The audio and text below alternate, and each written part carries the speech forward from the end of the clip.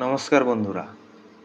শেখ হাসিনা এখন ভারতে বসে আছেন, আর এখান থেকে বাংলাদেশি জনতাকে এক বার্তা দেন যে বর্তমান সরকারের বিরুদ্ধে আন্দোলন শুরু করুন। এই সরকার বাংলাদেশের ভবিষ্যতের জন্য খুবই ক্ষতিকর। হাসিনার এই ডাকের পর বাংলাদেশের ন্যাশনাল পার্টি ও জামাত, এই দুই পার্টি মিলে দাঙ্গা মারপিট শুরু করে দেয়। এরই মধ্যে এরা বঙ্গবন্ধু শেখ মুজিবুর রহমানের ধানমন্ডির ৩২ নম্বর বাড়িতে আগুন লাগিয়ে দেয়। এই শেখ মুজিবুর রহমান যে বাংলাদেশের স্বাধীনতার জন্য খুবই গুরুত্বপূর্ণ ভূমিকা পালন করেছিলেন, আর এই ঘরকে তারা নষ্ট করে দেয়। এখানে শেখ হাসিনা বলেন যে আপনারা আমার বাবার স্মৃতি মুছে ফেলতে পারেন, কিন্তু বাংলাদেশের মানুষের মনে উনার প্রতি যে আবেগ আছে এটা কখনোই মুছে ফেলতে পারবেন না।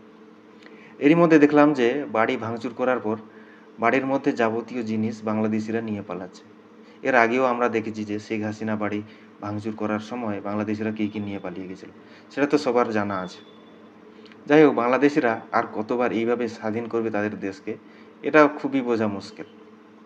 যাই হোক, বাংলাদেশিদের একটা কথা জিজ্ঞাসা করতে চাই। আচ্ছা, ডক্টর মোহাম্মদ ইউনূসকে কে প্রধান উপদেষ্টা বানিয়েছে?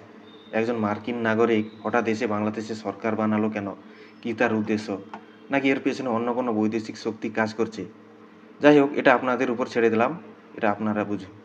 তবে একটা জিনিস লক্ষ্য করে দেখেছেন, প্রায় ৬-৭ মাস হয়ে গেল, কিন্তু এখনও ইউনূস সরকার ভোট করাতে পারলেন না।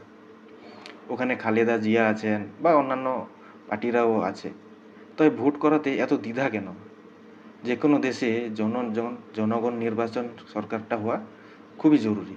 সে সরকার যেমনই হোক না কেন, আমি এটা বলছি না যে শেখ হাসিনা ভালো বা খালেদা জিয়া ভালো, তবে সংবিধান মেনে দেশ চলাটা খুবই জরুরি। কিছুদিন আগে ইউনূস সরকার বললেন যে এই পরিস্থিতিতে ভোট করানো নাকি সম্ভব না। বন্ধুরা, এর প্রকৃত কারণ হলো সেন্ট মার্টিন দ্বীপ এখনও ডিল হওয়া বাকি আছে। আপনাদের কী মনে হয়?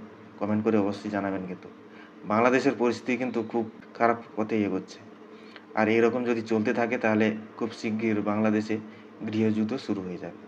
আপনাদের ভিডিওটা যদি ভালো লেগে থাকে তাহলে প্লিজ লাইক শেয়ার করবেন, আর আমার চ্যানেলটাকে সাবস্ক্রাইব করবেন। ধন্যবাদ।